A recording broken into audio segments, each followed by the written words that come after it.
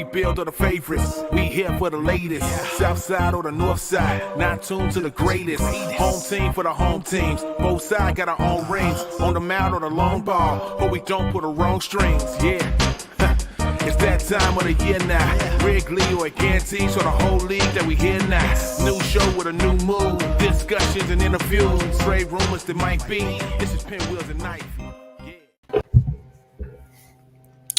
What's going on, everybody? This is the Pinwheels and Ivy podcast. I'm your boy Zoe. We're going to give it a minute, let some people join the show a little bit. We're going to get some tweets out and all that fun stuff.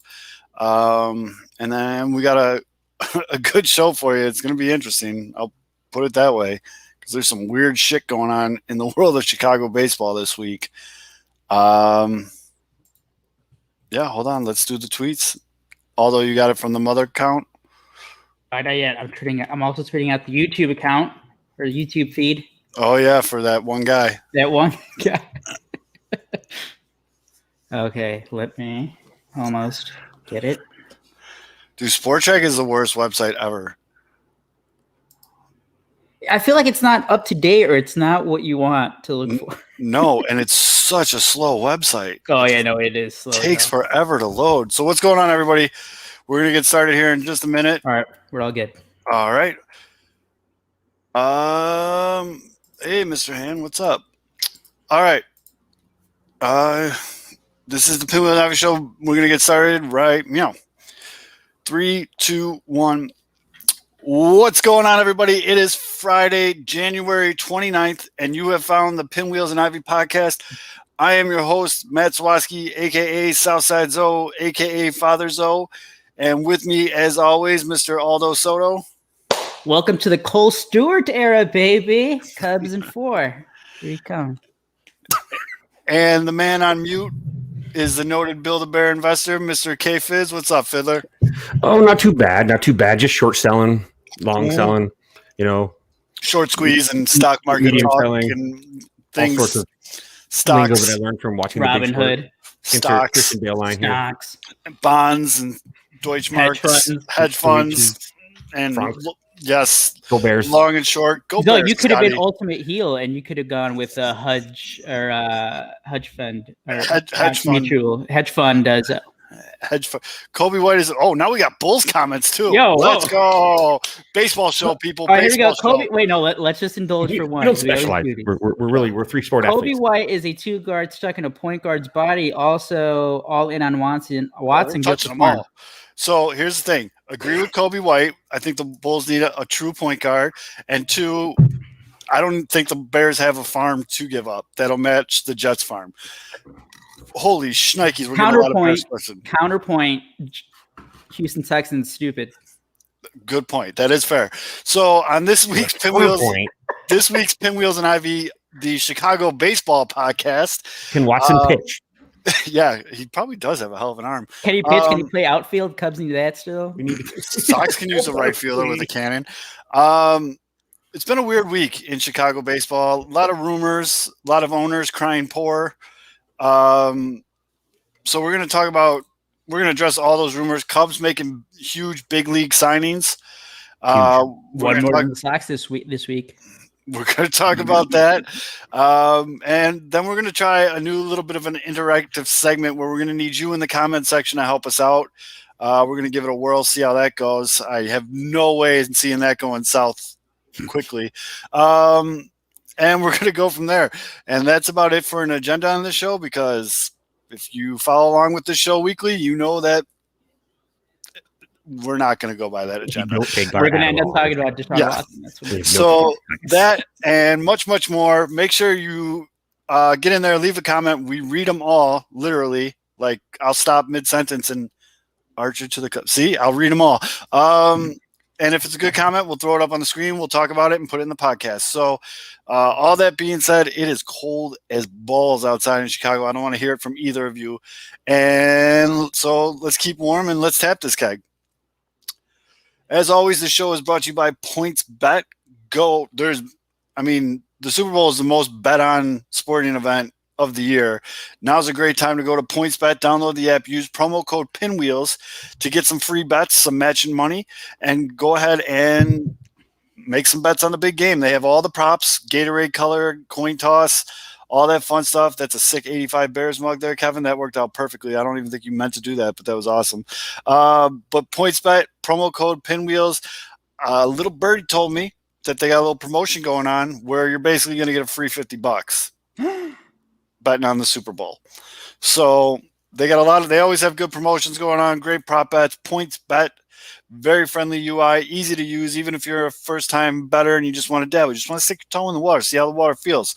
Or you could be a degenerate and bet a lot of money on Gonzaga first half tonight. But either way, Oh boy. yeah, either way, you can go. Eric is probably at home. So, yeah. Kev, you're still on mute, bud. PointsBet, promo code Pinwheels. So let's get into this, ladies and gentlemen, especially those joining us on Facebook. This is the Pinwheels and Ivy podcast. This is a Chicago baseball show. We do appreciate the comments. Hopefully the Bears do get Watson. We'd love to have it. Would you trade Nick Madrigal for Deshaun Watson? Yes. Love it. I don't think Madrigal would be a good quarterback. He's a little short. The Jeff the Passan O-line. bomb is just for Unreal Lombardo. Just so you know, that's the story about Drew Robinson. It's his big bomb for next week. It's a very good documentary about a player that I actually coached. And there's a Silverado grad here from Vegas actually who went through some really tough circumstances last year. So just to comment on that, by the way, I saw that. Nice. And to Alan. We like Eric. Eric's our guy. You can find him on the Bears beat for Sports Mockery. But again, this is the Pinwheels and Ivy baseball podcast. I don't even know where to start. So this week has been goofy in Chicago baseball. We are in like the dead of the Winter. bullshit baseball season. We're still in the middle of free agency. Yeah, I mean, it's just like this is getting pretty brutal right now with regards to some of the stories coming out. The big one being our good buddy Hector Gomez, who we've talked about on the show, saying that the White Sox fans are going to be really happy really soon. And We're on week 2 of that. yep, we put 2 and 2 together, and he's close with Ozuna and Nelson Cruz, and And then he put a picture of himself and Nelson Cruz in a response. Yep, and he put he's been posting this video of Nelson Cruz doing basically some BP in the cage, and basically Hector was leaving the breadcrumbs, and we were picking up what he was laying down because he was laying it down pretty thick. Not subtle at all. Okay. No, not subtle at all, Hector. But then, just like in Anchorman, when Will Ferrell takes the shell and he's like, "News team assemble," Jerry Reinsdorf basically assembled his lackeys. Yeah, his there you go. You put it way nicer than I was going to put it. His lackeys, beat reporters, His whipping boys. to start the tweet storm that the White Sox have never talked to Nelson Cruz. It's very unlikely that they sign Nelson Cruz, that the White Sox have little to no budget left after their big spending. And he kept using the full amount. Did you guys notice that? Well, He's they like, do that every year, and that annoys Yeah. me. I'm glad you brought that up. That annoys Yeah. me so much. When it's like, oh, they just spent $54 million on Liam Hendricks. It's Yeah, like, they don't have to pay him all that in 2021. Oh, Why yeah, are you saying that? they're not. He's not like sitting like refreshing his account waiting for the direct deposit of $54 million right now. Someone even tweeted like, "Oh man, if only they could spread that out over 4 years." Yeah. It's like, so I mean, if you look at it realistically, to get to where the payroll was at last year, they have like 10, 11 more million to spend. Mhm. But again, Jerry has all his, Heyman and Nightingale and all these guys tweeting that the White Sox are just poor again, which I don't even need to go down this road again. I feel like this is like a once a week thing. It's like when you tune into Pinwheels and Ivy, there's like 3 things you're guaranteed. You're guaranteed to hear about Chris Bryant at some point in one way or the other. Mhm. You're guaranteed for me to talk about how the White Sox are being cheap. You know what I I'm mean? going to go on some sort of tangent rant about Dave Kaplan. Right. So like those are like the guaranteed things. So we're just going to knock out the White Sox being cheap. Because you know what? At this That was my point, Kaplan rant, by the way. it's just like, what are you going to do? You know what I'm also seeing? Like, I What think are you gonna do? I saw some guys like Josh Nelson, even Beefloaf. They were saying like at this point they're just worn down. It's like That's where I'm the at. Sox beat him into the ground. And They're you're just guaranteed to accepting hear it. about Jock Peterson. That is very true too. But yes, I was reading all this stuff and I'm feeling the anger, and I notice it's a lot of the younger members of Sox Twitter that are getting really vocal and angry about it. They still got the piss and the vinegar. I guess I just don't have it anymore because it's just I'm not surprised. Well, because you always have to. Speaking of the young guys, you're like the younger fans. Yeah, I mean, maybe they don't really remember '05. So for them, it's like, hey, I've never seen a championship in my lifetime. yeah, and don't hold your breath. I mean, that would make them 16 years old this year. So I mean, you can be 4 years old and not be into baseball. You can be 20 years old. and this is a very good point by friend of the show, Mr. Hand. If you're really going to sit there and say you've spent your budget this offseason, that Adam Eaton money looks really fucking dumb. Like really, really bad. I was also going to ask you. Really I was bad. thinking about the whole money and like just the acceptance. And it's the same thing with the Cubs, and like you kind of have to accept the fact of what the fuck they're doing. Obviously, you don't agree with it, but like you have to. The way you form discussions now is like, okay, this is their budget. This is how they're going to spend it for the Sox. If it really is the hard cap of like what is it, like 125, 130 or whatever, and if at the end of the day you wanted Nelson Cruz, but because you spent all this other money, you can't afford him, you as a fan, obviously the decision's done. You can't go back in time now. Right. Would you just wait it out, get Nelson Cruz, and then just re-sign Colomé instead of spending that money on Hendricks? Yeah, or are you okay going all in on Hendricks? It's like, no, he's our guy. That's the other thing is they're sitting here saying like, oh, look at all this money we spent on Hendricks. You were going to spend that money on Colomé. You have And like less. Yeah. You have to have a closer. And again, it's over 4 years. You could probably get Nelson Cruz on a 1 year option deal, 1+1 deal. Mm-hmm. I mean, you can easily do that. Now, I think it was one of the damn food burner accounts that are out there is tweeting out. This is where we're at right now as White Sox fans, by the way. They've evolved, because before it would just be straight God. on. I'm going to be a fake MLB insider account that would trick Sox fans. Yeah, But now it's evolved into, you know what? Let's not pretend to be actual people. You know what? We're going to be a food account, and we're actually a burner. So apparently, Al's Cheesy Beef is hinting at the Sox taking on, like a little bit of a rebound type deal with someone, and all signs are pointing to he's talking about Chris Archer, who missed the 2020 season because he had nerve surgery for his shoulder, arm, and hand, kind of important parts of your body if you're a starting pitcher. But this is what bothers me. Sox fans are like pumped about that. Yeah, I don't know why. Chris Archer's not good. He's not. Like he has decent stuff, like above average fastball and a good curveball. It's not only that; it's the other thing. It's like there are other options still available. Like it's not like we've gone past the point of like, oh, they should go after Trevor Bauer. They're obviously not. Okay, fine. Well, if they're crying poor, they're not. Yeah, no, obviously they're not. But like, you can sign a guy to like a one, like you just said, like a 1 year, then an option. A guy like James Paxton, like him, Taiwan Walker. There are better options. Or Dizzy, or whatever the hell his name is. Or it did, yeah. I mean, there are other options. And yeah, this is basically what's going on right now. The food people said Wainwright is out. By the way. Yeah, but this is what Sultan of Clout. This is exactly what's going on. Sox fans just want a move just to see him move. Which, if you have that mentality, that's bad. That's very bad. That's when you get Jimmy Rollins, and his 45th season. Well, that's Chris Archer. That would be like the equivalent of Jimmy Rollins for shortstop in 2016. It's just Chris Archer's not good, guys. I'm just gonna go ahead and say this. He's not good.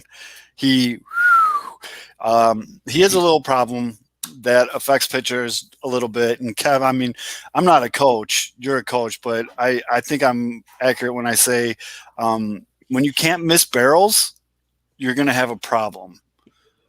And he's really good at hitting the barrel of the bat, which is Loud an contact is Which is always not what you wanna do as a indicator pitcher. you're not doing something right.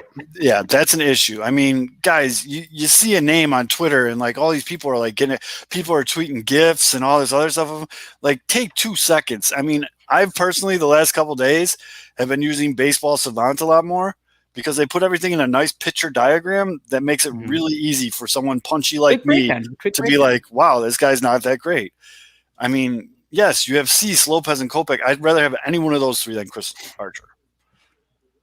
And I mean, if this is where that 10 mil is going to go, that's an issue with me. Oh no. Okay, so here's the thing: you don't have to worry about the $10 million. Chris Archer is going to sign for like $2 million tops. So I this know is that. so this isn't even a move of like, this is just a, as we started the conversation, this is just a cheap move. Yeah. If this is true, It's just if this is the direction they're going. there's no way, shape, or form. If you're watching this and you're not a commenter and you're just watching on Twitter or whatever, there's no way, shape, you could convince me Chris Archer is a good signing. Like, you might get me to just mercifully just be like, who gives a shit? But no. And yeah, 2 mil is a lot for the Cubs. It is. That's why. Hey, That's why I they said top. signed a $700,000 major league contract today. So They did. They I did. don't hear it. They've outspent the entire NL Central at $4.2 million. Take that, Midwest. Boom. Well, dude, no one in the NL Central is spending any money. No, that's why with Cubs. We've been talking about for like 2 Outspending the months how Central. cheap the Cubs have been. They're leading the NL Central in money. And I can't wait till the Ricketts spin zone that. Like, hey guys, I guarantee you, first Yeah. fucking What do you want? like interview for Tom Ricketts. Like, if you look at the rest of the division, you know we outspent them this offseason. You won't be booing. You won't be booing at the end of the season when the rest of the NL Central Oh, $4. yeah, that was brutal. That line has definitely come back. There To was haunt them. the 1 year anniversary was last week. It was hilarious. Mhm. I'm looking at. Nope. Well, Porcello's still out there. Yes. I'm looking at Mike. Zero chance I'm pronouncing say it, that last though. name. Say it. God damn it! I almost said it. Fultonevich. Yeah, I'm looking at him. Fultonevich. I said it right. Literally every part of his 2019 Savant graph is poor, Yeah, but look at his overall numbers, though. except for fastball velocity. Okay. By the way, if we're talking about pitchers for the Sox, you guys need to stop. These are all Cubs targets because this is the most the Cubs can spend right now. So, Sox fans, please stop with the Chris Archer talk. Please You can have stop Chris with Archer. Mike Fultonevich. You guys, Zoe, I know that you've wanted Carlos Rodon out for like 3 years. Oh, yeah, you guys can Obviously, have you don't him. want him back. Cubs are going to watch him pitch or something. Mhm. Leave the Cubs alone right now.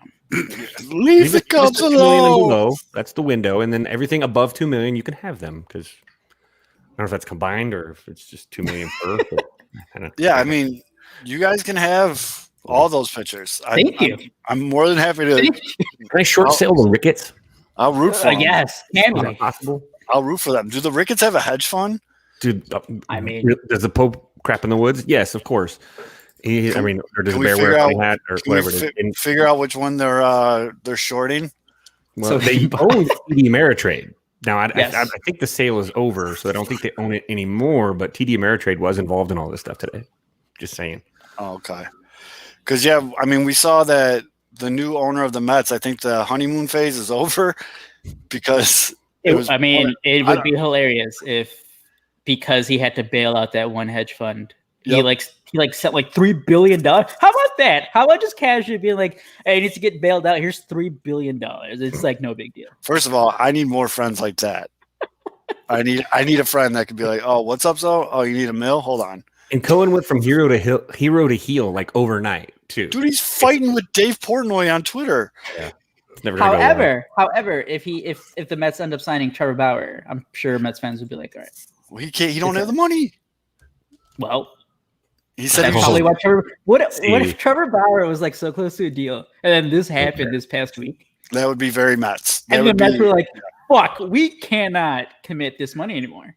yep, they lost out on Springer, and yeah, You make this joke, but I'm waiting for Tom Ricketts to stand at the podium and say, due to the Build-A-Bear short of 2021, we will no longer be able to pay anybody So now we're going to be hiring everybody from the concession stand. Was At Build-A-Bear minimum one of the stocks that they were fucking with? That's today's. That's the right one. It's Build-A-Bear right now. Oh, okay. Build-A-Bear jumped. Oh, they're just picking different ones. Yep. That was like what AMC, Build-A-Bear, GameStop. Nokia, Naked. Nokia, BlackBerry. Did one of them? What was one of them like one of those mall stores like that? What is it? You know, they need to bring back Funkoland. Remember Funkoland? Funkoland was the shit. I just thought everyone's calling it stonks now. Stonks. Yeah. Stonks. This I is mean, we all know- this we is all know probably it's the back funniest comment.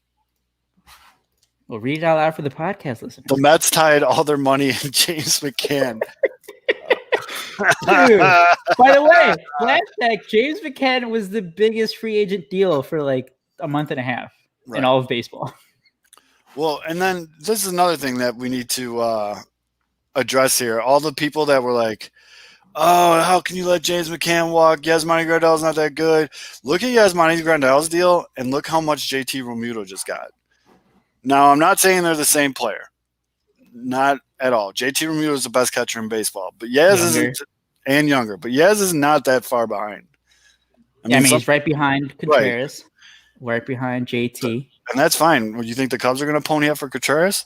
Keep No, talking about they're going to Contreras. trade him. Mm-hmm. You don't have to revive Misa. Yeah. Oh, Funkoland did become GameStop. That's right. Oh, there you go. Zoe, That's you were right. on this. You were like, you had it, but you I were had like it. 2 behind. I had it.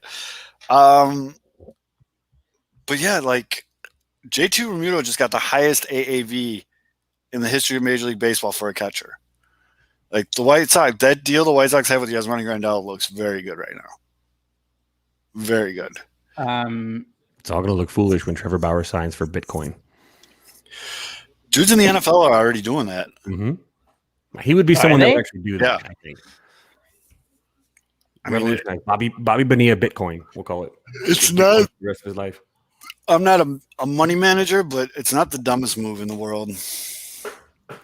Sultan of Clout. I mean, I if they were understand smart, that Trevor when Bauer he would have runs signed out- for GameStop stock like a week ago. Yeah, that would have been sick. You would have been. White hens are no longer around. But So- if you were to run out, you would want to run out to a white hen Right. when you White run out hen- of anything. run out to White Hen. Mhm. White Hen 7-Eleven bought out all the White Hens. Oh, damn. There's still one like by me that you can still see the outline of the old White Hen sign on the side of the building. The They brick. just haven't changed. Yeah, they just haven't cleaned it or yeah. We got to bail out. Well, apparently we got to bail out the Sox and the Cubs. So. It's just I know you guys all tune in here and usually I get real fired up and I get pissed off about all this shit and like I just don't have it. Down. I've been beaten down, man, like an old rug. Like it's just the same thing over and over and over and over again. Well, let me ask you: did you want Nelson? Well, let's do this conversation. Did you Yeah. want Nelson Cruz, and he Yes. was going to be your DH? But that obviously meant that they aren't ready to have Andrew Vaughn be a regular in 2020. So I want Nelson Cruz for a couple reasons. One, I still think he can hit. I still think he's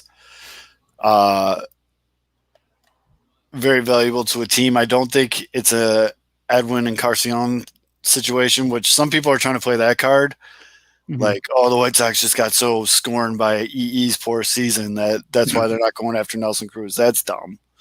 But yeah, not only do you gain Nelson Cruz, but you also take Nelson Cruz away from the Twins, Mhm. who he loves to hit on the south side. He's a big fan of it. And to add that to the lineup's fine. Gives you a little bit more leeway with Andrew Vaughn. And then it also gives you something, and I know this word is lost in all of Chicago, but it also gives you something called depth. I know. It's a crazy term. That Crazy term. Crazy term. Because, let's just put it out there right now. If someone gets hurt on this White Sox team, they're fucked. Danny Mendick. What are you talking about? Yeah. They're fucked. Big. Yeah. I mean, it's just they need depth. There's just I don't know, man. It's brutal. I just don't get it. Tim Beckham. Yeah, there you go. Savior. That's Tim right. Beckham. Now that, I don't know. He's not on the juice anymore, so I don't know what version we're getting. I mean, if that's as good as he got on the juice, I'm not sure. He hit some dingers. Yeah, Nick Williams. Nick Williams wasn't bad in Philly. Wasn't terrible. Well, you know what name I saw recently? The Sox can still get a DH if they want, and they can get a lefty if they want. You know who's still out there? Which one? Daniel Palka. Oh, No, Palka good. Power, baby, bring him back though. Come on. That's got to be a joke. But we're having this conversation though, and it is the same day that today, world renowned villain, arch villain. There's a lot of those now. Yeah. Right. What's his name? From The Athletic today released his top 100 Keith Law. prospects in baseball. Oh, yeah, Keith Law. Keith Law. And the potential White Sox DH was right there at number 10 on a careful. list that did not even include your boy Nicky Madrigal. So we got to be careful because Keith Law is a sensitive guy. He'll message you and say like your criticisms are unwarranted. I love Keith Law's list. Yeah. Brennan Davis, 51. Love it. So Keith Law is a habitual Madrigal hater. Even though MLB and Baseball America put Madrigal as the top second baseman. Oh, I think like every publication Well, has Magic. right. as the top. He also said KB had too long of a swing as a high schooler to ever be a pro hitter. Right. So but So his Andrew Vaughn opinion means shit. So wow. I'm not a big I fan. agree with him on that one. I mean, there he is. You guys said, see, this is what happens. Like Beetlejuice. If you say polka too much, Ken W.O. There we appears. go. That's what happens. You say Madrigal, Ken Woe just pops Yeah. up like, oh, said- There you go. You said the two magic words. You said Madrigal and polka, and pops up out that's of the garbage can. Hey, oh, don't do that. hey guys. Okay, so who would you rather have starting right fielder? Adam Eaton, Daniel Polka. Adam Eaton. Ooh. Polka was so bad, dude. He went like over a year. It was really bad. No, he got Yeah, some hits at the end of the year. Yeah, but didn't What's get- up, Ken? Glad to have you, buddy. Put some of these people in line here. You're in charge of chat discipline. Yes. Yeah, I mean, I'm not a real big fan of Keith Law when it comes to ranking, and I think if you're a national writer, you might need to put some of your personal grievances aside. I don't know what he has against Madrigal, by the way. I don't know, but he doesn't have too many highly ranked second basemen, as Alex points out in the comments. But I mean, not to make top. What did he list? 100? Yes. I mean, that's a little. Come on. Yeah, that was a tough look. That's- but you know, that's- Yeah. I thought for a split second it was like, oh, like because I think there's been some that they've considered some guys graduated and like on another list they haven't. So I thought that like it was a case of, oh, he just has them considered not a prospect anymore. But then I looked at last year's rankings and he didn't have him in the top 100 either. No, he just doesn't like Madrigal at all. Like, I mean, and that's fine. It is what it is. But like, I don't take his rankings too seriously. I mean, Baseball America has him as 1. MLB.com has him as 1 for second base. Also, same with Vaughn, by the way. I mean, that's pretty good to have those two, but I don't know, dude. It is what it is. I'm not going to lose any sleep that Keith Law doesn't like Nick Madrigal. Speaking of my guy, Nick, just did an interview with Chuck Garfien saying he wants to win a batting title, man. He's talking that shit. Oh no, not only that. He said 3,000 hits. Let's go. I can get that. Let's go. How Let's about go. Nicky Big Sack over here? 3,000 hits, no fucking deal. No big deal. I got that in the bag. Ain't no thing. Ain't no thing. I can't wait, dude. I mean, if he doesn't get 3,000 hits, what a fucking bum. He already said it. He already set the expectations up. It's over. Yeah, I'm He in. has to Dude. hit at least 3,000 hits in his career. Otherwise, bust. I'm in. Be lucky to get 300. Motherfucker. Oh. Did you? Okay, so the surgery thing, obviously other things are good, but it's like I'm hearing middle of spring training. No, it was beginning of spring training. No. He said, I'll be good by the middle of spring training. Well, maybe he'll be good by middle of spring training. Yeah. He might be That bad could at the be beginning. bad. I don't know. Right, he'll be back. Progress. But wait, what's the website that? Hold on. Baseball Rather. Savant. No. The Athletic. Oh, here you go. Grinder. So And that's an app. That's an app, No. Aldo.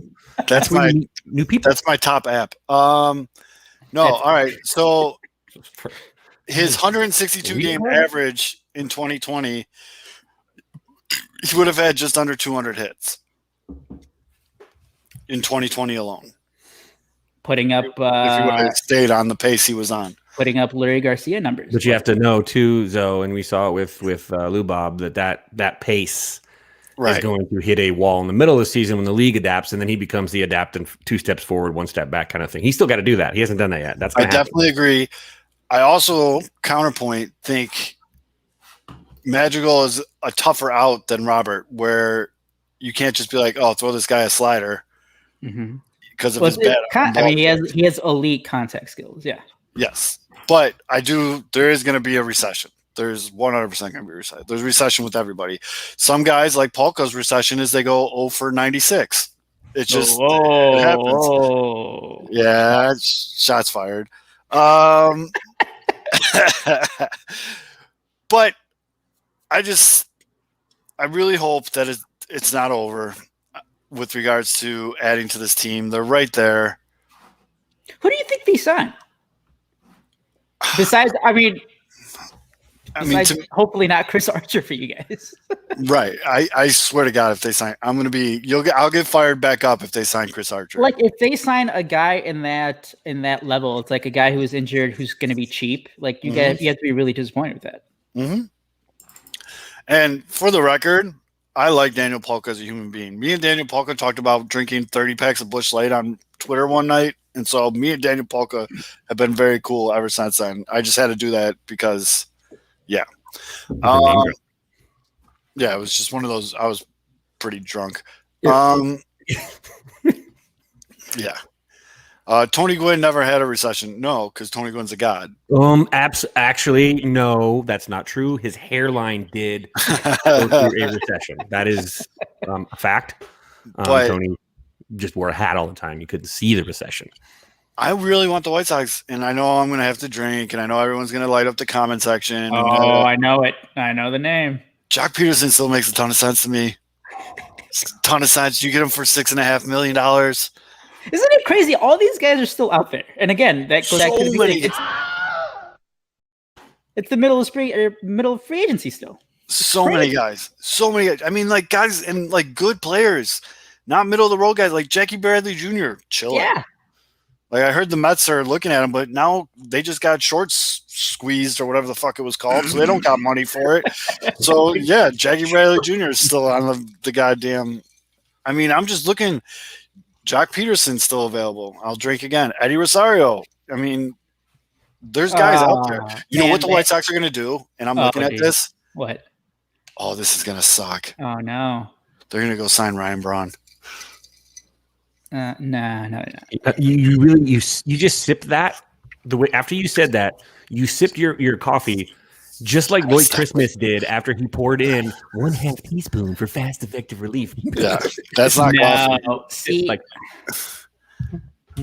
no, it has to be like a Latin guy. Oh, Puig. I can see Puig. No, Puig. it's gonna be Yoenis. Yes. You know who's not out there?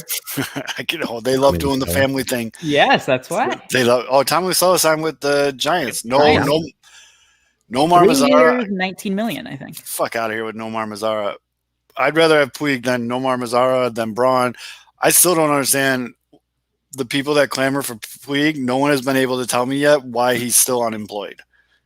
Like if he was this big commodity, why did he watch 20? He had as many at bats as I did in 2020. I think that silence speaks volumes, doesn't it? It really does. And I know he changed representation and he has the agent that Bauer has. Yeah. And I mean, I see her doing her thing on Twitter, like trying to pump it up a little bit and all this stuff. But like, if he was good, he would have played in 2020. And okay, so maybe he didn't want to play because he was worried about COVID or any of that. But like, the dude that licks his bat is afraid of COVID. I don't know. That's a good point. mean, That's he's probably a got really good hepatitis point. at least. So By the way, speaking of Bauer's agent, Mm-hmm. one way to completely blow your like negotiation through the media or whatever is when you call out every single reporter, but then you don't call out when a certain story comes out. So then everyone kind of knows that, oh, maybe that is true. Correct. Like that last story he where had a deal and he got COVID and then they pulled it back and nobody's. That's true. It was with the Braves. Nope. And Yeah. oh yeah, this makes me wonder though, like again, like with a Puig, what is you're saying, what's the story? This is, I mean, there is something there. I mean, obviously, player with talent because there's nobody's going to say he doesn't have talent. Right. He's talented, but there's something that has gotten around that's probably whispered in the halls, like people like under their breath. They don't say it out loud, but there's something there that is kind of scaring people away from Puig, and I have no idea. I just honestly, I just think it's simply as simple as money. He probably wants more than what teams are willing to sign him for. Yep. And I mean, I know he had the deal with the Braves, and then he tested positive for COVID. I mean, then what did he just say? Like, nope. All right, well, fuck it. I think the Braves were like, nope. No, And I then get why the Burnett- Braves said no, but like, so no other team then was interested. Because I think it was like August something. It was like halfway through the year already. Yeah, they moved on. Everyone moved on. It just I mean, everybody could use a bat like seems that. weird like that though. Too is out of sight, out of mind. Next person up, and I mean, DG Gregorius is still available. Justin Turner's still out there. you figure this is going to heat up in February though. Like obviously, pitchers and catchers report what in 2 weeks, 3 weeks. 2 weeks. 2 weeks. So you've got a little time, but what's gonna happen is I think this is probably how it'll play out. Is that I think it's just one card falls and then a bunch of the cards fall. I think that that's one of the reasons why we got to get Chase and Shree, friend of the show, on for an episode. Is he needs to sign his contract, and last time he came on the show, he signed the next. Well, week. yeah, I mean that's just solid logic to all free agents out there, because we both know that a lot of MLB players watch and listen to this show. Come on the show and you get papered like within a week. Bingo. Science. I mean, and although I think it was before Kevin joined us on the show, didn't we have like Zach Collins on the show, and then that's when he hit like a grand slam and the AAA ball?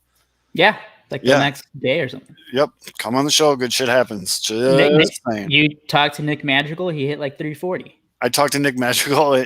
He was like in a parking garage, and then but then I interviewed him. Whoa! I don't know about this. Car and no, remember he came on the seat until he noticed that I was there, and when he first got to Birmingham, we did a phone interview with him. Oh yeah. Yep. Later, Ken. But yeah. Oh yeah. So this is the other thing. No, this isn't fine. I'm not fine with just saying Zach Collins and Mercedes is the DH. Like, I know you're being facetious there, Matty Mitch. I know you're not being serious, but no, I mean, how cool would it be? Let me paint you a picture. So the White Sox don't spend any more money because they're broke. I just hope Jerry's kids have enough food to eat. But they bring up Mercedes to be your DH. And the new trim dancing in the Dominican League, I'm sure everyone saw those videos by now. Just Mercedes comes up and just has a breakout year, takes full advantage of this opportunity. Mm-hmm. I would love it. that would ruin the story about Rookie of the Year, Andrew Vaughn, though. That would. Andrew Vaughn, I know. Now, the other thing that I was thinking about the other day, do you think they play stupid games with Andrew Vaughn? I think they go right for it. I think that at this point, I think that he's not going to command. He's going to be a great offensive player, but I don't think he's going to command. He's not going to be he's not going to be a Showtime guy. Like, he's not going to be the core guy. He's going to be that bopper. So I think that he can just get him going. I hope he does. I mean, we talked the same thing about Madrigal, and they still waited for him too. So yeah, so maybe they will. I don't know. I mean, I don't think. I think at this point it feels like Jerry's like, "F it, let's go." But if Vaughn's not ready, I mean, it gives him an excuse. The biggest thing is, how does he come out in spring training? If he comes out in spring training and rocks out 450, and he makes it a difficult decision, at least you might see it. But then again, you may get the service time, and you might not see him until whatever the third week. Isn't that one of the things about Andrew Vaughn though? Like, his work ethic is incredible. Insane. Like, so I got to imagine, I'm pretty sure, I mean, I don't know about you all though, but I'm pretty sure I know Kevin. This is a very pro Andrew Vaughn show. Like, we all think he's going to be really good, and also the only question I have is just he hasn't had a lot of playing time. Right. Like we don't know for sure. Well, I got a DM here too from our friend Alex. We got accused of sexual assault too last year. Oh, well, there you go. Yep. Got it. Well, there you go. Yeah. So that's probably one of the reasons why.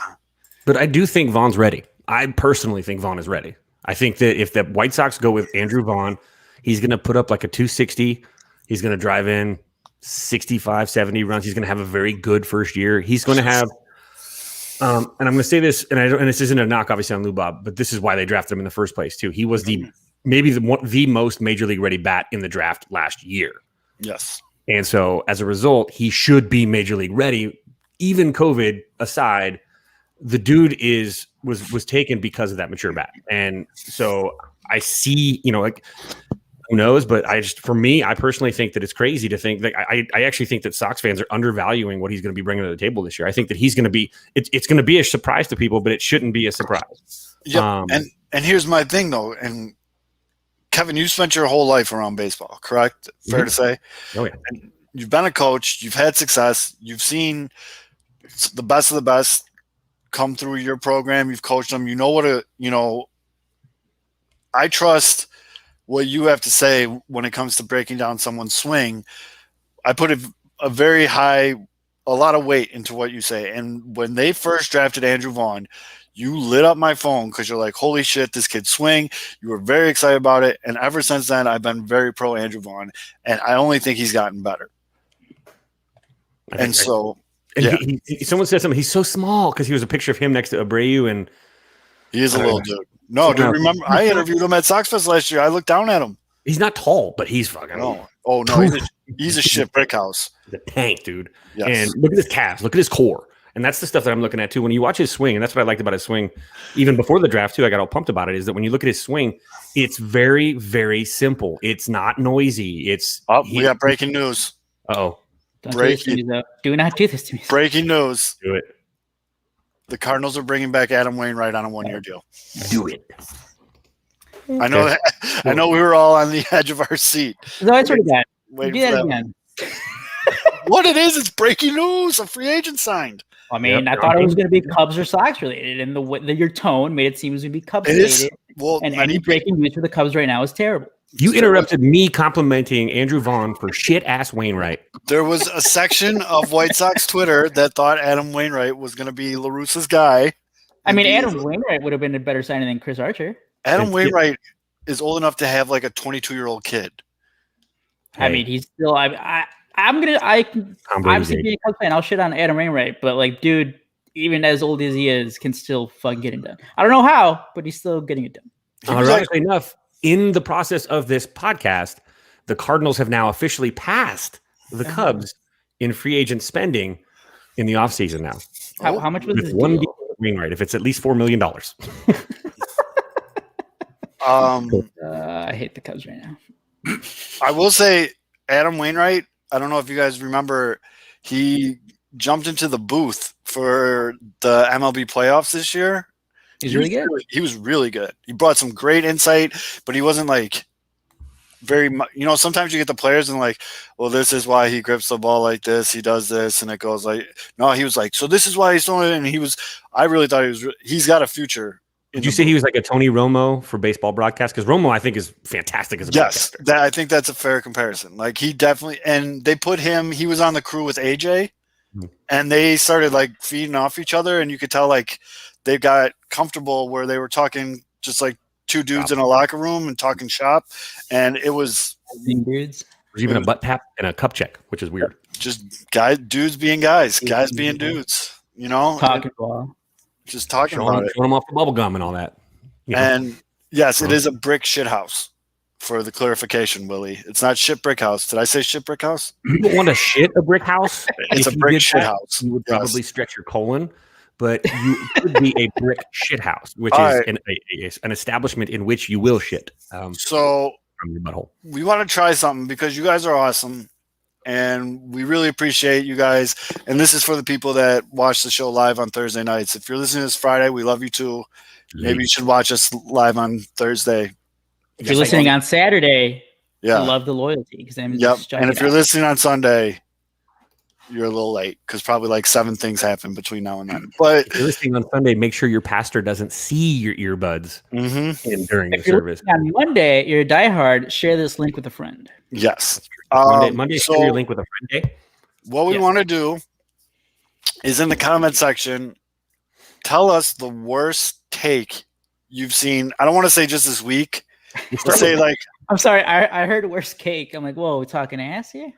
or just cake, but give us the worst take a week. you've heard in the last couple weeks. Like, what is something that you saw on Twitter or Facebook or heard on sports radio that you were just like, are you fucking, that's what we're going to call this segment. Are you fucking kidding me? So if there's, we'll say, Take mushrooms. Oh, that was my job. or shiitake mushrooms. Should take mushroom. All right. We're coming out hot. We're coming out hot from Matty Mitch. Magical better than Eloy. Whoa. Now, let's. The take is that Magical is better than Eloy. Now, what are we talking about? Eloy obviously is a better power hitter. Magical is obviously a better fielder. Magical obviously is going to hit for a higher average, where Eloy is going to hit for way more extra base hits. Well, so this was a popular one. Who on Sox Twitter was? No, it was. And see, I appreciate you, Sultan, because you said it and you owned up to it. Okay, love it. I love that a lot.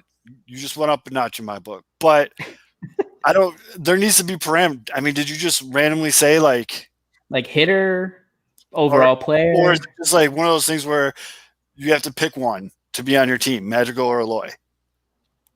Eloy? Probably going to take Eloy. Eloy, 100 out of 100. I mean, But see, that's a tough one, and I mean, it's a loaded question too because you're not asking for specifics. You know, Right. it's kind of a caveman kind of concept to say so and so is better than so and so. It's like comparing a pitcher with a hitter. You're comparing a contact guy with a power guy. It's not. They're apples and oranges. Yeah. Are they good at what they do? I mean, let's And just that's let's just treat it like Sorry, someone fine. just responded Ken Wu's tweets. We love you, Think about Ken. it this way, though. Like when you look at the conversations that fans would like to have in the offseason, you know, it's not specific. This is the same problem that Chris Bryant faces because he's not a typical. His numbers are not the typical numbers. He's a guy that scores a ton of runs, even though he's a power guy. He creates runs, etc. But people are only looking at hits and RBIs, and you get that runners in scoring position argument. It's the same thing. Like if you're going to argue players, you need to argue are they what value? Like who's more valuable, Eloy or Magical? Who would I'd be still go more Eloy. replaceable in the lineup? As the That's vice the better argument, president, right? as the vice president of the Nick Magical fan club, I would say Eloy. It's just what it is. And now here you go, Kev, your boy Yumper put this on a tee for you. Easy. Worst KB is bad is the worst take I've heard repeatedly. We've all heard it. We've addressed it on this show many times. I don't understand why people are just chalking KB up. I mean, I think we've talked about this ad nauseum on this show. John, that's okay. There you go. I mean, I talked about it. I talked about it earlier in the episode. I mean, we talk about KB pretty much once a week because it's fascinating. I just don't understand it. But I don't think KB's leaving the Cubs now. I got this weird feeling. It's been an interesting few days because there's some accounts that have like 12 followers that were created in January of 2021. Breaking Chris Bryant to the Mets. It's like, dude, and then like they go back and you look at their feed. I told you and the they'll Photoshops post are it. out there now. The They'll Photoshops post it, are then happening. delete it, and then they'll post it again the next day, then delete it. Like they're posting hot takes and then going back and then deleting the ones that are incorrect and then posting other ones so that finally when one hits, they'll delete everything else and just keep it. Oh, up. yeah. the for sure. good old incarcerated Bob move. Yeah. Ooh, yeah. Where we go? Sources is me, bro. All right, so Alex, this is a good point. So for the first time, was it ever or in like 70 years or something like that? There's no one being brought into the Hall of Fame, which I think is absolute horse shit. Barry Bonds is a Hall of Famer. Barry Bonds is a Hall of Famer. If anybody in that whatever, Barry Bonds should have been elected to the Hall of Fame. Gary Sheffield, Jeff Kent. Jeff Kent is the one that's bothering me actually, which I hated Jeff Kent. Yeah, He's arguably one of the top 5 second basemen in the last 100 years. but I'm gonna need Aldo or Kevin. What did Tom Verducci do? Okay. Did you see it, Kevin? Well, you can go ahead and tell. I mean, because he did. Well, yeah, you go. So You Tom get it. Verducci, so MLB Network put like this 3-minute video or something on Twitter, and it was of Tom Verducci like in his office or in his study in his home, and he was just sitting at a desk, and it was it's basically he was just talking about how how this was the most important thing in the world, his Hall of Fame ballot, how voting, he was holding history in his hands or whatever. Get the It's just fuck the out. most self-aggrandizing thing I've ever seen. What you didn't see was his other hand while he was perusing the ballot, jerking himself Yeah, for being. I mean brave. that's pretty brutal, dude. It's not that big of a deal. It is a big deal. It is a big deal. It is a big deal. Like, it is, but it isn't. Right. It's self-important. And the thing that like it's like so embarrassing. Like, I'm normally on the side of like reporters because they're just doing their job for the most part. But holy shit, dude! Like, All right, can so you not be so People, fucking we're arrogant? getting a bunch of comments here that White Sox Dave from Barstool made a pretty good parody video. I'm gonna have to. I found it. I got it without the sound on right now. Dave's a funny ass dude, so I'm sure this is gonna be hilarious. So I'm gonna have to watch this, but you need to calm down, man. I mean, We all need to calm down. it's a big deal. The Baseball Hall of Fame is a big deal. I don't want to take anything away from the Baseball Hall of Fame, but you are not holding the weight of history in your hands. Like all you're doing is changing a guy's signature when he signs autographs. It just turned into like that same day. I forget. I think it was Mark Craig from The Athletic. He wrote a story about he went to like a neurologist or something or somebody, and he's like, "Why do I feel so shitty about my Hall of Fame voting process?" It's like, why was that story written? Know that these self-important journalists too are out there like, making a big deal about their Hall of Fame vote, and nobody got in. So you literally did nothing. Oh my god! It was, I don't get it. Like, so, all right, you guys, I'm pulling up the ballot right now. I'm still pissed off. Again, I am 100% a believer that Jeff Kent should be in the Hall of Fame. Well, one, fuck Kurt Schilling. I'm good with that. Oh, I saw his temper tantrum too, where he's like, "Oh, take me off the ballot. I'll just go to the whatever committee. They're He's the gonna go real to the players parlor anyways." Hall of Fame instead. Yeah. So He's definitely in the part. Barry Bonds should be a Hall of Famer. Roger Clemens, Roger Clemens, Sammy Roger Sosa, Clemens, gigantic douchebag, huge knob, should be in the Hall of Fame. huge head. Scott Rowland. I was a big Scott Rowland fan. I was a big Scott Rowland fan growing up. I wanted to play third base because Scott Rowland, I don't know why but I thought Scott Rowland was the shit. So hated Scott Rowland. Hated Ramos him. Ramirez too, though. If it's Scott Rowland, it's got to be Ramey too. They had very, very similar numbers over the course of their career. Rowland had it a little bit longer, but Omar Vizquel, you can fucking smooth. run through a cornfield naked backwards at night. Billy Wagner's a Hall of Famer. Maybe I don't know. Am I that far off on his stats? No, I mean, No. no, I don't know. The thing with me, and I think it's obviously it's so different with all the things that like you categorize as what a Hall of Famer is, because like we always talk about like, well, were they the best of their generation? You compare it with all-time numbers from like every era. Like, how do you define it? Like, for me, it was always you have to be like the top of the top during your era at your position. Yeah, So I agree. if like, and that's why I hate it. Like, I don't know, like Jeff Kent, like perfect example. Like Jeff Kent, yeah, great player. But when I think of like great players of the era, you know what, Kevin, you just convinced me. I just thought Jeff Kent, second base, like 2000s. Yes. Yeah, Jeff Kent was dominant. And I'm sorry, like, I will die on the Billy Wagner should be a Hall of Famer. I can't believe this is like a thing. Like to be honest with you, I thought Billy Wagner was already in the Hall of Fame. Yeah, and here's the thing, and this is hard for me. I am a big Ryan Sandberg guy, period. Jeff Kent has exponentially better stats than Ryan Sandberg. And here's my problem, too, that I have with the stupid Hall of Fame bullshit, too. You hear a lot of these writers saying, well, I didn't vote for him this year because he's not a first ballot Hall of Fame. Oh my God, it's so annoying. That's a terrible way to look at this. You're not playing any more games. How can all of a sudden he not be a Hall of Famer in year one, but year two, now that I've marinated on it, no, you're all of a sudden, shut up. They are or they aren't. Are they the best in their era? If they are, that's the historical part of the Hall of Fame. It's putting the best players of their era so that we can have a running history of the game as it progresses. So if you're the best 3 third baseman of a 20-year period, boom. That's a Hall of Famer. Jeff Kent's Hall of Famer right there. But he won an MVP, and he has the second base home run record. he's the not best. getting any votes. He's a Hall of Famer. No, he only got 32.4% of He's the a votes. dick. See, here's the Oh, thing. Here's the Is he thing. the one with, that got in a fight with Barry Bonds? He's the one that Jeff he was Kent, yeah. anti-Barry in that locker room. Yeah. Or was that Will okay, here's the Clark? thing about knows him. so with Billy Wagner, Yeah. like when I think of like top closers from the 2000s, I think of like Trevor Hoffman, Mhm. obviously Mariano Rivera. Both Hall So of like, Famers. but now you get, was he actually the top of the top? He was like maybe third best. But I he'd love be. Barry. I mean, if Billy Wagner was pitching right now, he'd be the best closer in baseball. He's just behind the 2 greatest closers of all time. I mean, how long did it take for Lee Smith to get in the Hall of Fame, for God's sakes? Like, He only got in because of the Veterans Committee.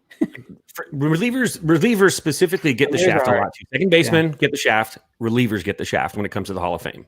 That's just the And I get it. I mean, they're weighted positions. I Leonard, get I that. forgot about that shit. He hurt his arm washing his car. Oh, I think was he yeah. snowboarding or something like that. Dude, Leonard No, always he- comes he up with the was- funny comments. Yeah, it was something weird. All right, so now here are the guys that I'm Your on the hand fence. while you're doing the dishes. Here's guys I'm on the fence on because of that exact train of thought. Although, and this is a good comment. We should probably just did the whole show on this because I easily could. But Gary Sheffield, Mhm. you think he's a Hall of Famer? To me, I think he was one of the best hitters of his era. Period. Okay, fair enough. I think Statistics that, might not even shake out that way. I'm just telling you purely based on ability, and he has the fastest hands I've ever seen. Oh Ever. yeah, I mean when you have to literally pump your bat almost to slow your hands down. Yes, Andrew Jones. No. I was a big Andrew Jones guy. I don't think he's a Hall of Famer though. I mean, Gary he- Sheffield hit 500 homers, had a 292 career average, hit a But 60.5 career WAR. I mean, that's pretty good. Even when you get down to the bottom of this list, though, now you're at Manny Ramirez. yes. Like Manny's a Hall of Famer. When you look at the list, there's a list of the steroiders. The ones that have not come clean, that are still on that list, that haven't admitted it and apologized for it, are going to sit on that list. So you're going to get Bonds, you're going to get Clemens, you're going to get Manny, you're going to get Sosa. Those guys are not going to get those votes until they apologize for cheating. Don't say, well, I never tested positive on a real test. We all know that Sammy Sosa was one of the positives that was leaked to the media back in whatever 2003 or 4 or whatever it was when they were doing the whole steroid thing. We know that Manny got caught doping his thing, Big Poppy too. I mean, the people like Andy Pettit that came clean, I have respect for. Like I have respect for I don't. A-Rod. He only did it because he got caught. He admitted it, even though he got caught. He admitted it because he got caught. It was supposed to got caught too, and he didn't admit it. Like It doesn't matter. This isn't got about caught. like if this He is got your caught with guy a or cork not. bat Like, would admit it. it's The about cork get on They the started field. using a All cork right, bat. time out. Can't all talk over each other. Sosa wasn't just Roy's though. The cork bat was hilarious. That was probably one of the funniest things I remember watching baseball as a kid. Leaving early and saying he didn't leave and getting pumped with the tape that shows him leaving early. From But the here's one of the security guard. things. Here's one of the things I do when we have these Hall of Fame discussions. Is I go to the baseball reference page and I go to the similarity scores. I think it's a great way to gauge a player. Here is Manny Ramirez's top 10. I'm going to give you all 10 for Manny Ramirez. Miguel Cabrera, Frank Thomas, Jimmy Fox, David Ortiz, Ted Williams, Ken Griffey Jr., Gary Sheffield, Mickey Mantle, Jim Thome, Chipper Jones. Hall of Fame. Manny Ramirez was one of the best right-handed hitters of his generation. And did you notice that Gary Sheffield was on that list too? Hence, Hall of Absolutely. Famer. But interesting on this one, most similar by age, like what age he was, who's the player most similar? When Manny was 23, who do you think was the most similar player to him? Ken Griffey Jr. or A-Rod? Eloy Jimenez. Wait a minute. Oh, Damn it. he's a young pups, a lot of experience. I like that. But I think Manny Ramirez is a Hall of Famer. I do too. I think Manny Ramirez is a Hall of Famer. It's the juice stuff. It's just the juice stuff. And But again, see- the self-righteous. No, I we're gonna used- find out next year. If Yeah. it's because if David Ortiz gets inducted or like A-Rod, it's just gonna be like, oh well, like they're considered nice guys now. They're in the media, which is bullshit. It shouldn't be that way. There has to be some image rehabilitation for the cheaters. I used to be So that happened. a very, very, very big, you took roids, fuck you, you cheated, deal with it. I used to be a big guy on that. Now, I don't know if I'm getting soft. I'm definitely getting soft, like mushy, but everyone took roids. That whole era, everybody was on roids except Frank Thomas. Like, you know what I mean? And so I don't know. I I think it should just be clear cut one way or the other. I don't think you can't like pick and choose. Like you're either going to let in the steroid guys in or you're not. or And have that's, a and the separate- let-in give them thing their is own all wing. media self-righteousness because, again, there was that whole big push, and they're still stuck in that. But let's be honest, and this is not a really good take for a coach to say. I'm sorry, and this is probably going to come out weird, but I don't necessarily, other than the health risks, I don't get why professional sports don't. If there's a safe way to do this, like for example, a guy like Andy Pettitte getting hurt, using HGH to help rehabilitate and get himself back to health, for an older guy. I don't think that these things should be. I think that they have it's a flat world idea. I mean, basically, you have these athletes that are putting as much and as close to possible steroids in their body from GNC as they can, just to make. I mean, look, steroids don't hit a curveball. Steroids don't locate a fastball, but they can make you obviously recover quicker, and it helps all that good stuff. But a lot of it's just window dressing and looking badass. Like that's the biggest part about the steroids is you're intimidating, and it makes people make mistakes for that reason too. But Barry Bonds, you take away the steroid years, Barry Bonds is still a Hall of Famer. He was a Hall of Famer before all that. Like him and Bobby Bonilla were ridiculous in Pittsburgh. And so I don't know. I think that, maybe they should have a professional sports league where they encourage HGH. Let's see how that goes for a little bit. Like the old all steroid Olympics or whatever from, or just, at this point, just so I don't have to hear this fucking discussion every year, just give them like their own wing, like have a roid wing. You have to pass through like a syringe. Yeah. Like to get there. It's like a syringe. It's like an upside down syringe, and the door is the bottom of the syringe, and it goes up when you go. You walk through the hallway, and it's like you're being injected into their butt. Yeah. So you're walking down the hall, and it's like, on the screen right now, Zoe. Lil Yumper brought it up. Let's see, Lakes. Well, yeah. This is a great take right here from Yumper. Jim Parquet took roids, and he sucked. Like there's probably hundreds of guys that took roids during that era that were all terrible. And nobody cares about speed. Greenies, pop them all you want. Hey, no big deal about caffeine pills. Methamphetamines, no big deal. Barry Bonds is a Steroids, Hall of big deal. I will. Yeah, Barry Bonds is a Hall of Famer. He had 3 MVPs. Lil Yumper brought it up. Who was the commissioner? Bud Selig. Knew it. And what is Bud Selig again? The Hall of Fame. Yep. He's the one that profited most off it because he let it go. He turned a blind eye. And it kept him in a job for 10 extra years because it's safe. Everyone, that's the thing. Everyone knew it. It's not. Why are they? Yeah. Everyone knew, and now they're like, Do you think Glenn Allen Hill roids? I think Glenn Allen Hill breakfast consisted of Cheerios and roids every day. That guy, he couldn't even move his arms. He took so much. He couldn't wipe his ass. Glenn Allen Hill could not wipe his ass. Will you please shovel the spoon into my mouth so I can eat these Cheerios? Who won the batting title for 1 year and then just sucked his entire career? On the Orioles, right? Brady Anderson. Anderson. Yep. His sideburns, though. He shaved his sideburns. That's really this is to your point earlier, Kevin. You take greenies and speed all you want. Tim Raines said he was coked out of his dome every game, and he just got into the Hall of Fame. Like it's just. But I'm looking at some of these other names on the Tim Hudson, not a Hall of Famer to me. Bobby Abreu, not a Hall of Famer to me. Torrey Hunter, I fucking was a huge. Torrey Hunter was like my guilty pleasure when I was like growing up. Torrey Hunter, I was praying for Torrey Hunter to come on the White Sox every year when I was a kid because he was nasty defensively. Not a Hall of Famer. I do have to say though, if they're not going to vote in the Hall of Fame guys, and from the past, from basically what 1990 to 2005 or whatever, from that era, if they're not voting anyone who played and was suspicious of taking steroids, that's going to change the entire way you look at other guys from this era. Right. So maybe Torrey Hunter will be a Hall of Famer because they're going to say all these other outfielders, nope, forget about those numbers. They didn't count. I mean, that Torrey Hunter's not a Hall of Famer, but also shout out Mark Burley for getting enough votes to stay on the ballot. Yeah. Guys, I love Mark Burley. My baseball fandom is littered with Mark Burley highlights. I was at the perfect game. I was in Milwaukee when he hit his home run. Nice. I mean, I was there for a lot of Mark Burley's achievements. I don't think Mark Burley's a Hall of Fame pitcher. I'm sorry. He's really good. He's very good. Very good. Top 5 of my favorite players of all time. I don't think he ever came close to winning Cy Young. No, he wasn't. He was a ground ball pitcher. Ground ball pitchers don't win Cy Youngs, do they? I mean, if you're really good, but that's the thing. He was just always really consistent. I love Mark Burley. Mark Burley is one of my all-time. I'm not just saying on the White Sox, just all-time favorite players. But now, who's better, Burley or Lester? Now, are you talking? Lester's better in big games because Burley never really got too many. I mean, obviously, the World Series run when he came out of the bullpen half cocked and did what he had to do. I mean, I haven't seen the numbers, but probably Burley just because he has more counting numbers. Yeah, it's probably Burley. And at this point, but I don't know. I'd have to look deeper into that, but I'm going to always say Burley. Burley, I love Burley, dude. Mark Burley.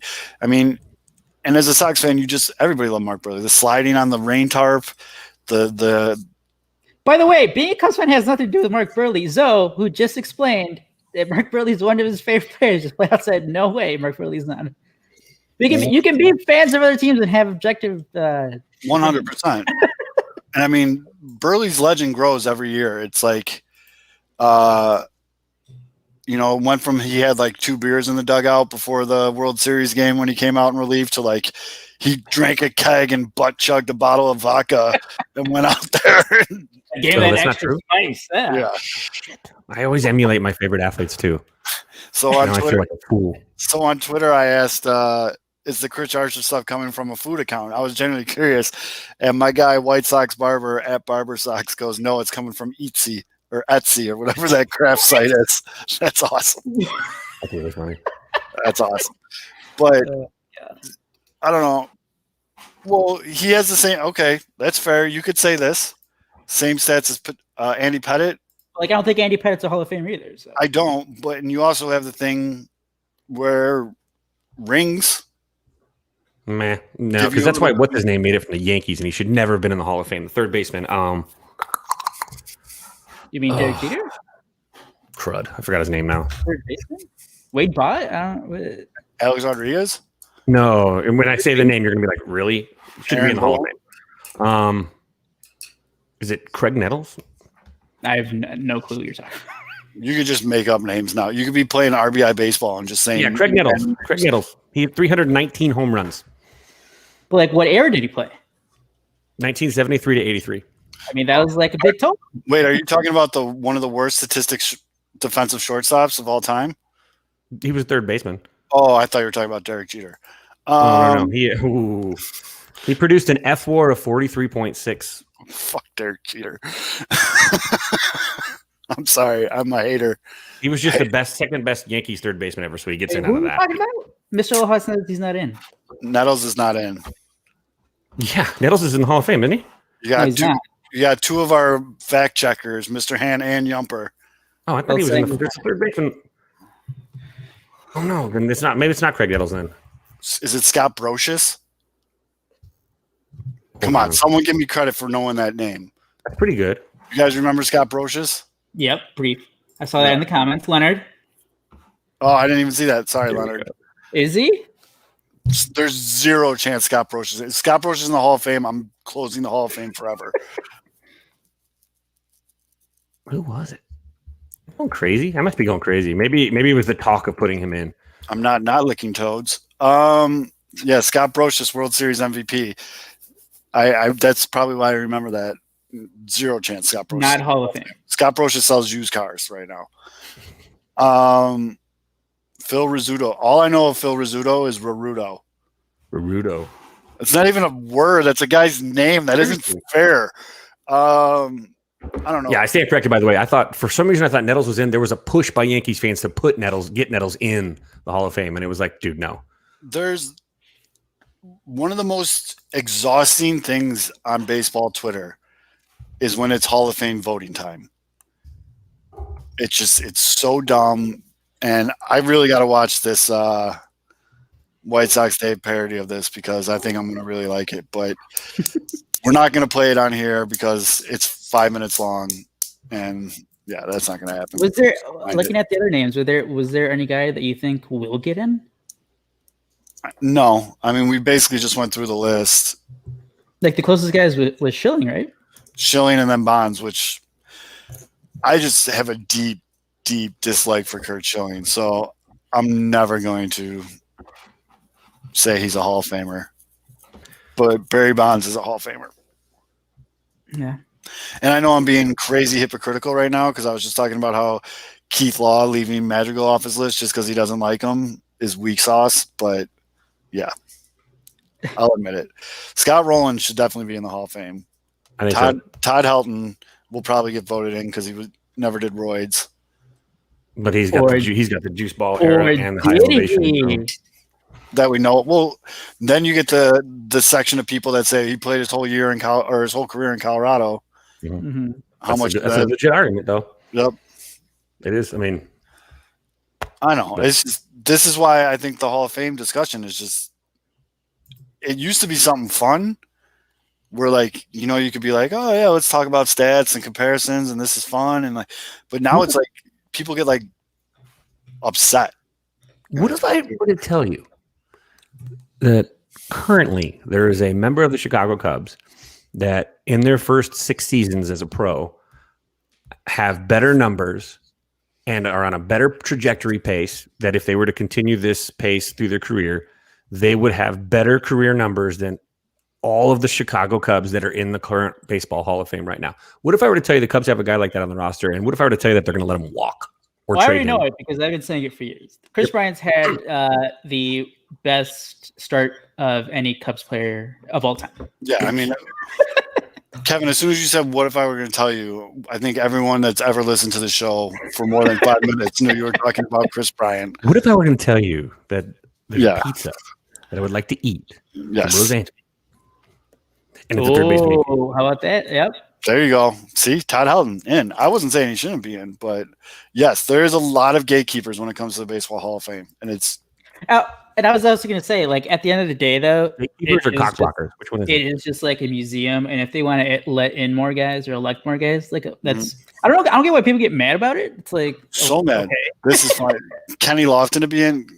What hat does Kenny Lofton wear because he played for every team in Major League Baseball? Triton College. White Sox. Cubs for leading the Cubs to the 2003 NL Central Championship. Well, and he played for the White Sox. Could he wear Frankenstein jersey? Did he win titles with the Sox? Yeah, he should get like one of those coats that like were popular in the 90s or like the early 2000s where they have like every team's logo on it. Like they should just make one of those for Kenny Lofton and he could just go into the Hall of Fame with that. A man had his bat. Was it a 48-ounce bat? It was like 32 inches and 48 ounces or something like that. Incredible. Like the size of his bat, like the weight of his bat, it was. I mean, look, hold on. I got to look that up now. Man, Kenny did play for everybody because I remember he got traded from the Pirates to the Cubs. I forgot about his Pirates days. No, Kenny Lofton definitely played for almost every team in Major League Baseball. Yeah, I mean, like, do you think David Ortiz and A-Rod get in just because they're just liked by the media now? If they get in, Barry Bonds, it has to be like Ortiz, A-Rod, Bonds, like all these guys. And you know what, Willie? That's wild. When you guys were just talking about how heavy Kevin Lofton, that was the first name I thought of too. Yep, I was gonna say him too. Didn't Soriano like swing like a fucking 80-pound bat? It was something. I think it was like a 40-ounce. It was crazy. Yeah. So I don't know, man. I think David Ortiz will get in first ballot. Only because he got shot. Oh wait, no. I forgot. He gets into the. I banged a cartel member's girlfriend Hall of Fame as well. Was not smart. I forgot David Ortiz got shot recently. That was a year ago now, right? Yep. Yeah, that's right. There was like stories like, is he about to die? Yep, I remember. Motorcycle too. Like that was a straight like Sicario hit, man. Dude rolled up on a motorcycle, but then everyone was like, he shot Big Papi, and they just beat the hell out of the guy that fell off the motorcycle. So not as efficient as the movies. Esteban Loaiza is in he's in a different Hall of Fame. He's in the Cartel Hall of Fame. Yeah, not in the baseball one. By the way, I kind of agree with Mr. Aloha, Mr. Hand, because it's going to be a terrible fucking look if they let in Ortiz, and it's They'll like, well, what about all these other guys? So I think we're going to have like a long stretch here where, like, if you're not letting in Barry Bonds into the Hall of Fame, who the fuck are you voting into the Hall of Fame from this past era? Well, the Veterans Committee will put Barry Bonds in the Hall of Fame. But I think he still has to wait. He has He has one more time on the regular ballot, and then he goes to the vet. Yeah. No, dude, you can't not put Barry Bonds in the Hall of Fame. And I understand people are upset, but he, as it was brought up earlier, he had 3 MVPs before his head grew the size of a watermelon. Like, it's not even about like the whole thing.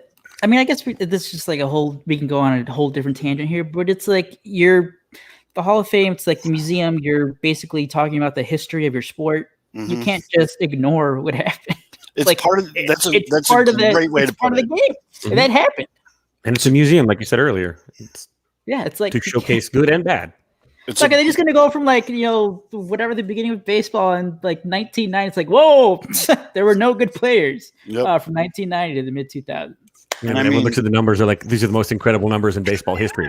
Nobody. Yeah. Like, that's a lesson. You like baseball. Like, yeah, you might be embarrassed, but like that was part of your part game. of your history. Like, it's part of your are history. you embarrassed about the history where you didn't let black people or Latin players I was play? just going to say the same thing. Like, I do think if they have a steroid wing of the Hall of Fame, they should definitely make the way to get there some sort of shortcut. well, and You go through this door, it's a shortcut to. there's the saying, like, if you don't know your history or understand history, you're bound to repeat it. Mhm. So you can almost use this as like a teaching point. Like, and the punishment part, no one cares. Like, you're not rewarding them for cheating. I think they've, Like everyone, like everyone profited from it. It's not like baseball was hurt by it. right. Baseball gained from all these guys. I mean, how many times did you hear the McGuire Sosa summer as the summer that saved baseball? Yeah. All right. Right. But it saved. I mean, the game was at all-time low ratings. Like, attendance was low. Like, everything. Right after the strike. Yep. Everything. Yeah. And you got to look at, like, although when you say that, it's 100% correct is about the idea of a museum to tell the history of the game.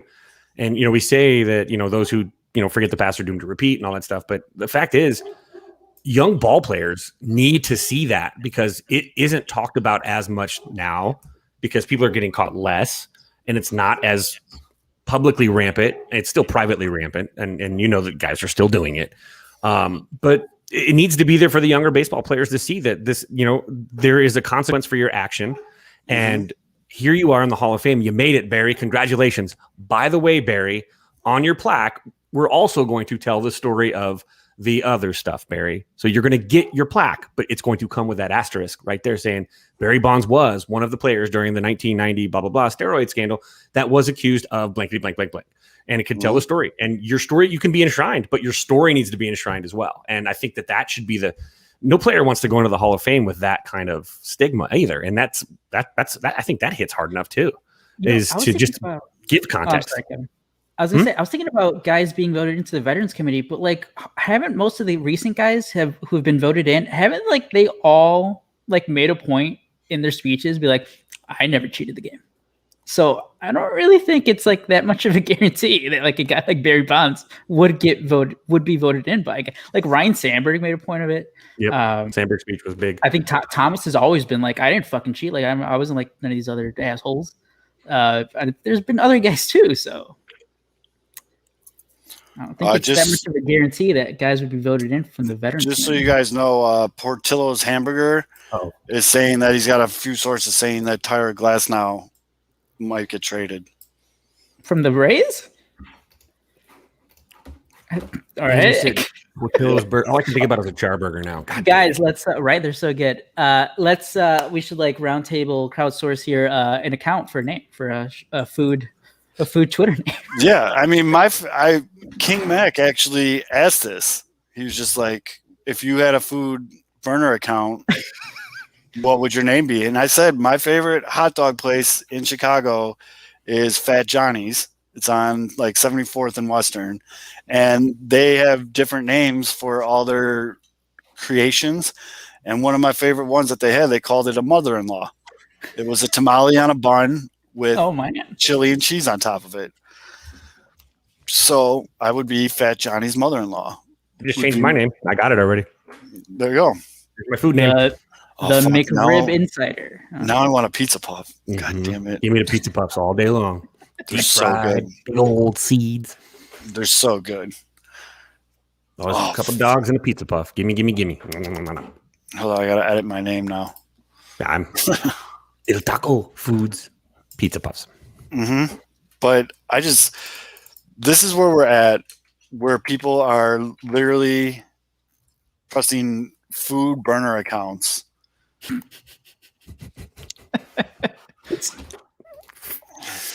I don't know. Who are these guys supposed to be? Like, I'm not hip to these food accounts. Like, I don't know. Like, are they like MLB? Like, do they work for the team and they want to stay hidden? Like, is that their claim? I think I saw that for they're one the QAnon of White Sox Twitter. Oh, Jesus. Oh, Except their food, so they're delicious. I mean, I don't. It's Rickon. Yes. And this truer words have never been spoken, Matty Mitch. We just need fucking actual baseball to have. No, And they're not. No. Yumper, he says one of them has to be Dave Kaplan. I don't think we have smooth, hairless hot dogs as one of the accounts. Actually, all hot dogs. He's a big, hairless wiener. I mean, Yes, but Al cheesy beef though. Just again, the food, it makes it more palatable, at least when it's a food account telling you bad news, because it's bad news. But then you think about how delicious the food is. But like, what's their thing? Do they just kind of like throw stuff out there, or yeah, I don't know. probably. Well, I mean, it's what everybody. It's like what the other what like we saw 2 years ago with the Harper and Machado thing was. Is guys just pretending to be like real insiders, and then they take whatever little news is out there, and then they make like a prediction of it, and then like you said earlier, when it's wrong, they'll go back, they'll delete it, and then they'll tweet out something new the next day and be like, "Well, I'm hearing now," and it'll be like if you track back that rumor, it'll come from like one of the like 4 or 5 major MLB reporters, Right. All it is just like they're making like educated guesses as to like what could happen eventually. I'm lazy, but I kind of want to just do it now. I just want to create a food account because I know I can like retweet it from a couple accounts and all that stuff, and just start throwing like random shit out there. You need to use an older account though, because you're gonna be ousted right away if it's like account created January 2021. Oh yeah. Well, I mean, when were these food accounts created? I mean, probably soon. We really need to do a Portillo's deep dive into the food. Portillo's hamburger account was created February 2020. Oh, well, what was going on last year? Who was the big name last year? Catcher? What's his name? Grandal? How many tweets does he have before I start ripping through all these tweets? Doesn't say. Anyways, yeah, I might do this. Charles the Cat. Yeah, it is like Charles the Cat. That's a good point. Remember that exactly guy? what it is. Yep. Because a perfect example. It's like I just had an idea. Finish, although I got a really good idea. Example. It's like when the Cubs.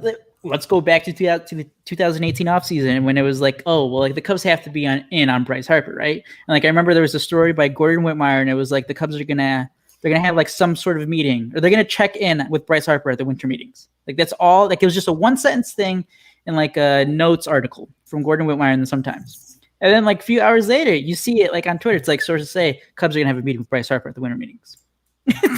That's how it starts, and then it just keeps going because it's like, all right, because it's vague enough. He's not saying that like, oh, the Cubs are like in serious talks with Bryce Harper, or like it's not like they're throwing numbers. It's just like, oh, they're gonna have a meeting. Believe me, this seems reasonable enough. And then you get that one little piece of information right, and then you just keep it rolling. Yep. Keep it. You throw enough shit against the wall and you see what sticks. And I think that this is actually a really popular thing that goes on just in social media today.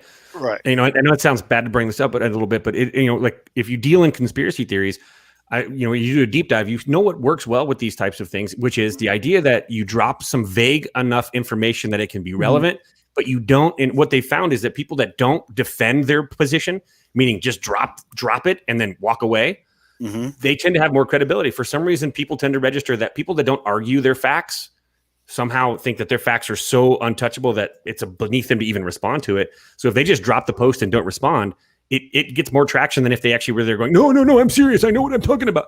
No, drop it, leave it vague enough, let everybody else come to their own conclusions, and it spreads like wildfire. So you just have to be like Sox in contact with several relief pitchers. Right.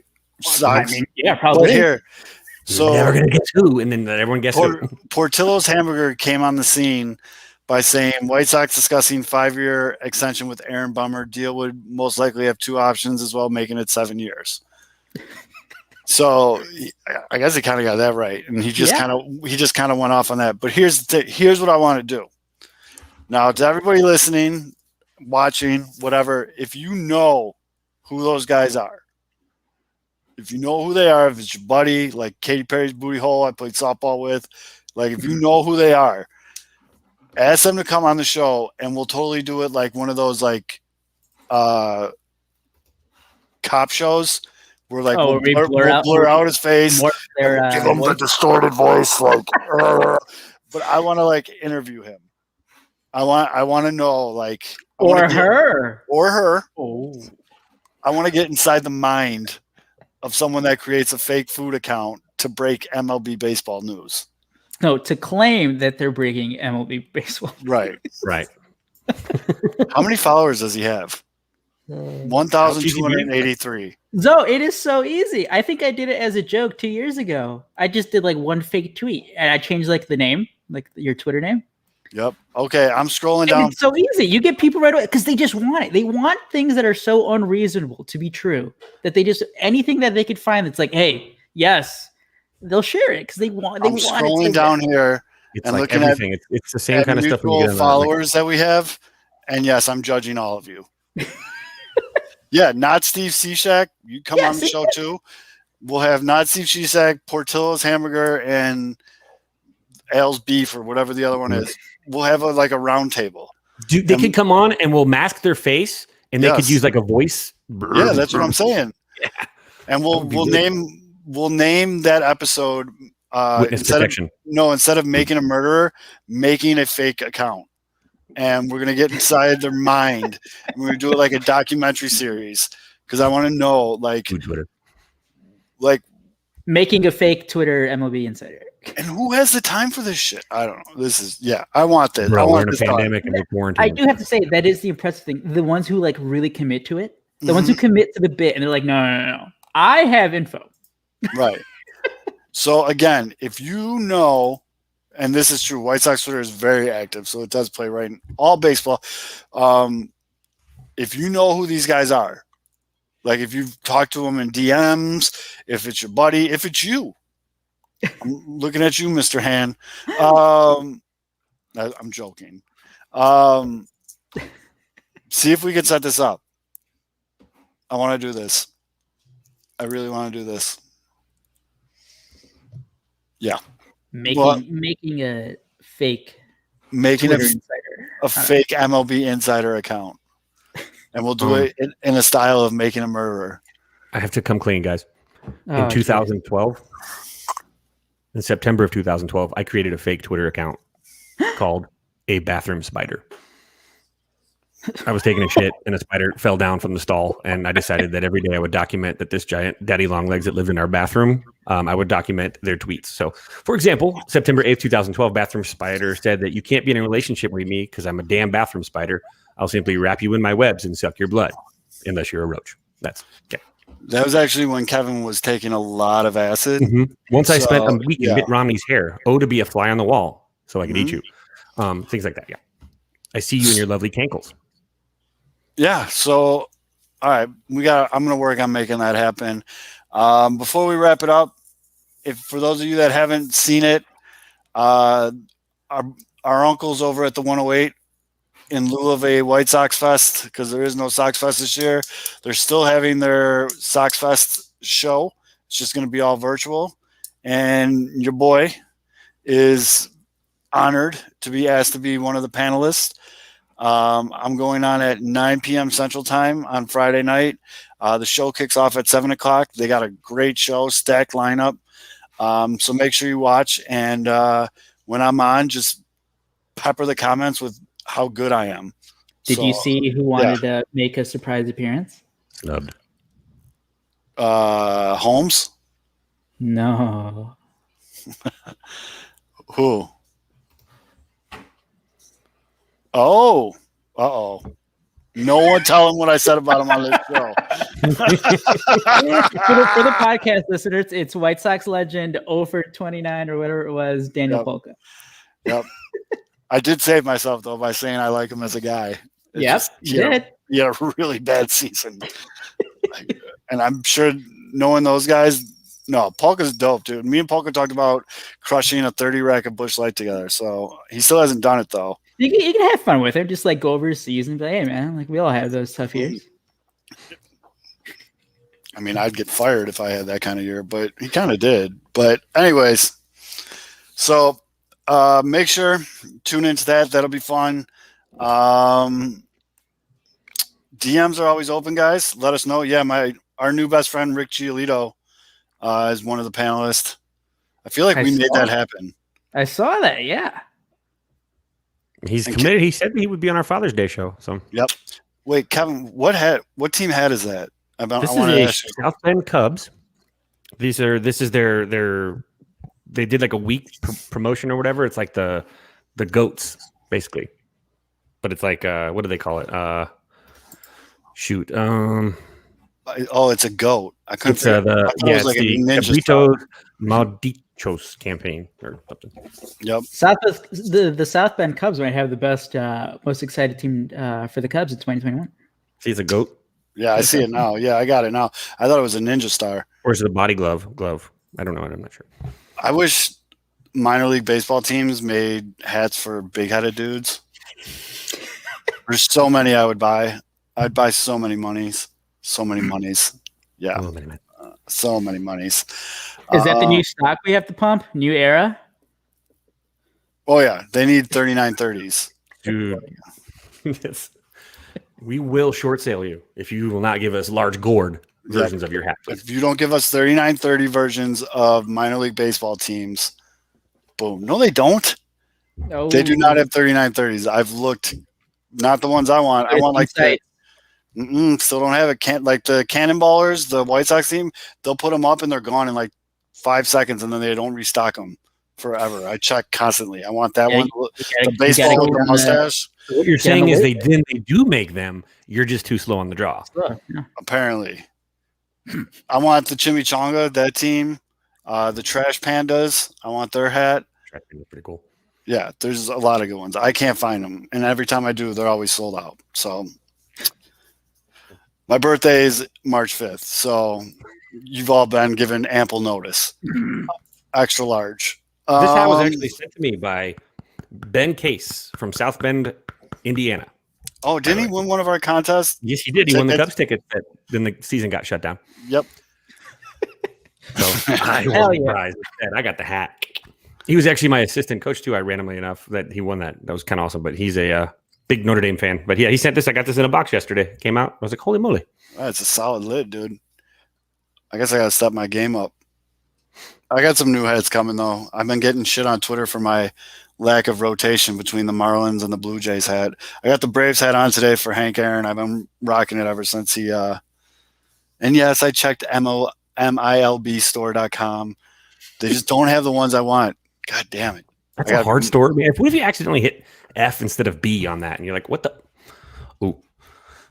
MILF store is totally different. Yep. Hold on.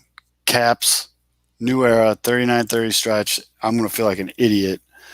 If it's theirs, though. Oh, it's totally here. They just added us. I haven't looked at them. Oh, man. Ooh, Buffalo Bisons. Oh, I'm going to spend a lot of money tonight. Shit. So we have a new winner for the worst take of the week. Yes, I win. Well, I wanted to go out on top. We played a game of top this. Oh, here, your South Bend Cubs, the goat hat. They got it right here. Wow, so it seems like somebody somebody has really been looking for those hats. I do. I guess I haven't done it in a little bit. Do they have the Chimichangas and the Trash Pandas? They got the Reno Aces. That's one that I've always wanted. It's a pretty cool park up there too. Yeah, that's a good one. By the way, Kevin, are you excited to have an MLB team like in 5 years? Yeah, I think it'll be pretty cool. I think Vegas will be ready by then. I've always said like probably 2025, 2030. Oh, buddy, I get paid tomorrow too. Oh, fuck. Uh-oh. Entire paycheck worth of minor league baseball hats. Nola baby cakes are sweet, by the way. I actually went to see them play when Chris was in the minors. I went and saw them play a doubleheader, and incredible. That little park gets hot as hell in there. But I also saw what's his name, Big Boy, that we traded to. I think the first one I'm buying is here's the Las Vegas Aviators with the dumbest logo. Shut your mouth. You don't like that logo. Nah, not really. I thought every pro sports team that comes to Vegas, nobody's smart enough to like play the Vegas on it. They're like, that's a terrible logo. We're going to be the Dealers or the Aces or the. Hey, how about we be the Rat Pack? How about we embrace the Rat Pack? Is what I want. I think the first one I'm buying is the Trash Pandas. It's pretty rad. Whose affiliate is that? That's a dope ass hat. The Trash. Trash Panda. They're the Rocket City Trash Pandas. Who are they? They're AA. What a great name. What's your affiliate? They have an awesome logo. What team are they? The Angels. Okay. Their manager is Jay Bell. Jay Bell? Remember Jay Bell? Yeah, I do remember Jay Bell. Isn't there a team called the Chimichangas? Chimichangas time. I need that. Oh my God, I need that. Which ones? It's a red mesh hat that just simply says it's chimichanga time. Rocket City Trash Pandas. Hold on, I gotta find this one. I mean, I gotta imagine this is like a popular hat. The Binghamton Rumble Pony? Oh, those are good too. The Jumbo Shrimp? Those are good. Trash Pandas. Wait, someone said they found the 3930 of the Trash Pandas? This is good radio, by the way. It's great. Ooh, the Rocky Mountain Vibes. That's a pretty good one. His name's Toasty. He's like literally a s'more on fire, giving a peace sign. Jacksonville Jumbo Shrimp. Yeah, there's a lot of them here. If you're bored, tweet at me cool minor league hats I should get. No? All right, I'm going to look for this. So, anyways, catch us on, I'll be on the 108 show, but DMs are open. Make sure you're keeping track of the hot takes. They got baby onesies. If anything breaks, important, we'll jump on and do an emergency broadcast. But other than that, you guys got anything you want to sign off on? Nah. I hate Tom Ricketts. He just hold on real quick. Yeah. Tom Ricketts sucks. Yep. But yeah, I don't think anyone's going to argue that one. All right, guys. Well, for Aldo, for Senor Pizza Puff, Chris Archer Emergency Pod. Yeah, that'll get like a solo me standing there with a phone. I'm Zoe, and we'll talk to you guys next week. You guys take care.